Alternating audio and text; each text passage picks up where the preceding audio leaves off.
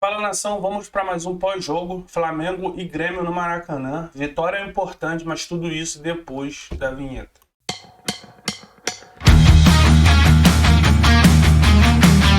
Fala, nação, vitória importante no Maracanã, num jogo doido, complicado, um jogo que me lembrou muito todos os jogos do Renato Gaúcho no Flamengo e um jogo também que me lembrou o Sampaoli do passado, de Atlético Mineiro e de Santos, um jogo muito aberto, muito espaço para os dois times, de criação, muita oportunidade, onde o Flamengo foi mais efetivo. Mas antes de falar disso, galera, peço que se inscreva no canal, deixe seu like, ative o sininho, que é muito importante pra gente do canal, tá?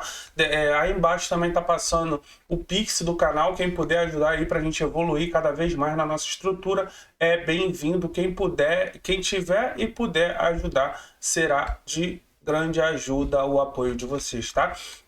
Vamos falar sobre alguns assuntos do jogo, falar também sobre Bruno Henrique e da fala de Sampaoli sobre Marinho, tá? Todo mundo tá ciente aí do que aconteceu com o Marinho no Flamengo, mas antes de tudo vamos falar desse jogo importantíssimo, vitória muito importante do Flamengo, ganhando do Grêmio dentro do Maracanã, num jogo muito corrido, muito aberto, onde, antes de mais nada, é necessário falar sobre a sequência de jogos do Flamengo, sequência de clássicos, com uma Libertadores no meio da semana, com a necessidade de vencer depois de dois tropeços ridículos contra o Alcas na primeira rodada e um empate contra o Nublense fora de casa. O Flamengo precisava vencer o Racing, venceu o Racing no Maracanã num jogo muito difícil, um jogo muito estudado, e além do Fluminense, que é outro jogo muito difícil, Flamengo engasgado com a final da Copa do Carioca, onde foi goleado pelo Fluminense, precisava passar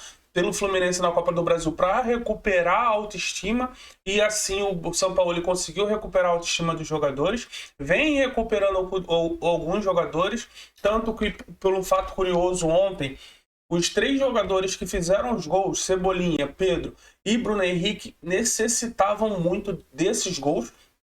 Passavam eles por momentos diferentes, porém por momentos ruins. Cebolinha, que até agora não fez uma grande partida como se espera dele, como ele já apresentou no Grêmio grandes partidas, como ele já apresentou na Seleção Brasileira grandes partidas, no Flamengo não conseguiu ainda emular isso, não conseguiu copiar essas grandes partidas que teve em outro lugar. Porém, ele tem feito assistências no time do Flamengo e ontem, mais uma vez, foi importante abrir no placar contra o seu ex-clube. Clube esse que os torcedores estão muito irritados com o Cebolinha, os torcedores do Grêmio estão muito irritados, mas quem paga o salário do Cebolinha hoje é o Flamengo e não teria o porquê. Eu discordo dessa questão de não vou comemorar porque é meu ex-clube. Para mim, o cara tá no clube e paga o salário dele, paga em dia, paga tudo ali, e que é o clube que ele tá hoje, não tem por que ele não comemorar. Isso não quer dizer que ele é ingrato com o Grêmio. Isso à parte, vamos para o Pedro. Pedro também, que não fez, no início do jogo não estava fazendo uma boa partida, a bola batia nele e voltava, ele não estava conseguindo fazer o pivô com qualidade. Qualidade é essa, se vocês repararem no início do jogo, veio uma bola alta para ele conseguiu dominar, errou o passe, e logo depois a mesma coisa, ele tentou um passe de peito e também errou, não deu sequência à jogada, a bola bateu e voltou. Porém, na bola recuada ali, mal recuada ali pelo lateral do Grêmio, ele conseguiu bater uma bola ali de fora da área, no cantinho, e fazer o gol dele, e que isso seja uma virada de chave para o Pedro conseguir performar melhor daqui para frente, porque a gente vai precisar do Pedro, tá? E por último, e é claro, do Bruno Henrique, que eu quero falar mais detalhadamente para frente, porque eu quero entrar em outros fatores em relação ao Bruno Henrique, tá? Voltando para o jogo, porque eu digo que lembrou o tempo que o Renato Gaúcho treinava o Flamengo e lembrou também os velhos tempos de Sampaoli no Atlético Mineiro e do Santos. Porque foi um jogo de troca-troca o tempo todo. Foi um jogo de chance lá, chance cá, chance lá, chance cá, onde quem tinha mais qualidade e quem tinha mais efetividade poderia vencer o jogo a qualquer momento. A qualidade do Grêmio passava muito pelo pé de Luis Soares e Bitelo Soares, que não estava com a pontaria muito boa na noite de ontem, e o Flamengo passava por outros todos que o Flamengo tem, como Arrascaeta, Pedro, Gabigol, Gerson, todos esses com uma possibilidade e uma força de finalização muito maior. Então, Geralmente para esses jogos muito abertos, onde você tem bastante chances, geralmente quem tem mais qualidade sai vencedor, tá? Ainda acho. Dito isso, botando também em relação a quantidade de jogos que o Flamengo fez, Vasco, Fluminense, 2 clássicos, Libertadores, Racing, time argentino chato que sabe jogar Libertadores, a gente tem que ir também de por que o Flamengo jogar tão aberto assim contra o Grêmio, tá? Grêmio esse que quando jogou contra outros adversários, jogou mais fechado e teve o tempo todo foi atacado e tentado no contra-ataque. Ontem o meio de campo do Grêmio teve muito mais oportunidade de fazer os gols. Sampaoli foi esperto, conseguiu dar minutagem para quem precisava de minutagem, conseguiu manter essa sequência de 10 jogos de invencibilidade, além de ganhar um tempo aí nessa parada de 10 dias para recuperar jogadores, tá? Então ontem esse porquê de o Flamengo jogar daquele jeito, para mim passou muito pela parte física. O Flamengo ontem diminuiu muito a intensidade que vinha tendo na marcação, principalmente Thiago Maia e Pulga pelo meio, tá?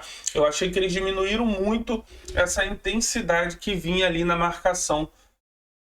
E ontem, sem Thiago Maia, eu achei que o meio de campo do Flamengo ficou bem desguarnecido, só com o Gerson e o Pulgar, com o Gerson voltando mais ali para poder ficar do lado do Pulgar e às vezes até ir um pouco mais à frente. E o Everton Ribeiro também voltando ali um pouco mais pela direita. E por isso, se você for reparar no que aconteceu ontem, muitas chances do Grêmio de fora da área, de frente para a área do Flamengo, você vai recuperar a memória lá de trás, quando o Flamengo estava mal fisicamente, quando o Vitor Pereira quis copiar o que era feito ano passado, de jogar com o Thiago Maia, no caso jogava João Gomes, Thiago Maia, Everton Ribeiro no losango com o Gabigol e Pedro.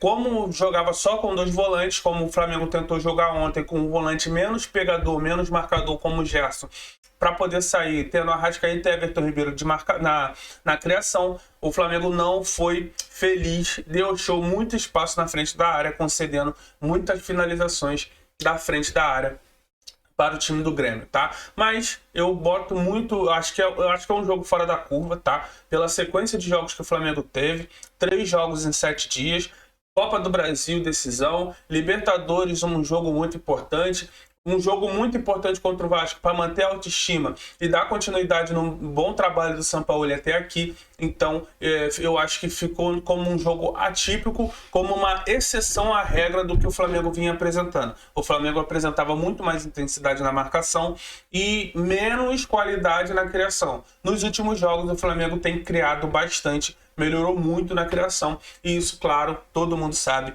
passa pelos pés e a volta física e técnica do De Arrascaeta, que é o cérebro desse time, tá? Em relação a Bruno Henrique, o que eu queria falar, porque foi emocionante a volta dele, eu queria me aprofundar mais pelo que a gente viu do que era projetado para a sequência do Bruno Henrique, que foi planejado para a sequência do Bruno Henrique, e muita gente ficou questionando nos grupos de WhatsApp, por exemplo, por que o Bruno Henrique não voltou antes, porque o Bruno Henrique era relacionado por um jogo e depois saía e não ficava 2 fora, depois voltava, ficou 3 jogos aí no banco.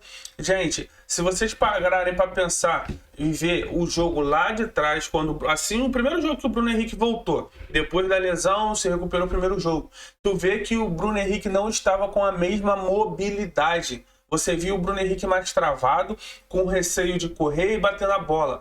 Ontem, depois de todo esse planejamento, de todo esse decorrer de recuperação dele, como foi feito, ontem a gente viu um Bruno Henrique mais móvel, um Bruno Henrique que logo no início assim que entrou, bateu uma bola muito boa de fora da área, um Bruno Henrique que tentou arrancada, um Bruno Henrique com impulsão. O gol dele tem muita impulsão, ele sobe bem na bola, e o Bruno Henrique de explosão, tá? E quando ele voltou da lesão, o primeiro jogo dele depois da lesão, tu via ele muito travado ainda, muito duro ainda, sem ter a mesma mobilidade que daquele Bruno Henrique que a gente conhece há tanto tempo, tá? Então, para mim, daqui para frente, esses 10 dias vai ser essencial. É provável que o Everton Cebolinha talvez se torne uma opção até pela direita, tá? Com a volta do Bruno Henrique. Ele possa jogar pelo outro lado, às vezes até Everton Cebolinha e Bruno Henrique com o Gabigol ou com o Pedro. O Sampaoli sabe muito bem mesclar e utilizar esse elenco, além dos dois jogadores que estão chegando, Rossi e o Araújo, e o Alan, que está muito próximo, deve assinar essa semana com o Flamengo. O De La Cruz ainda um pouco mais distante, depois que o River tem essa possibilidade de passar para a próxima fase da Libertadores, tá? Foi emocionante a volta do Bruno Henrique, como eu disse. Os 3 jogadores que fizeram gol ontem estavam precisando desses gols, e em relação ao Bruno Henrique, de todos esses que estavam aí para poder terminar o contrato, o único que eu renovaria era o Everton Ribeiro, o Bruno Henrique e o Matheus Cunha. O Davi Luiz eu não renovaria, mas teve a renovação automática, que é uma coisa ridícula, mas ele pode nos ajudar sim em alguns jogos. Ontem foi muito bem novamente, parece que voltou ao auge da sua forma física, tá? Cara, era isso que eu queria falar do pós-jogo. 3 pontos, somos terceiro colocado, estamos na cola ali do Palmeiras e Botafogo, e o importante é isso, se manter ali em cima é importante, porque no final do ano, quem conseguir ter regularidade ali em cima, ganhando ponto toda a rodada, é quem vai se consagrar campeão, tá?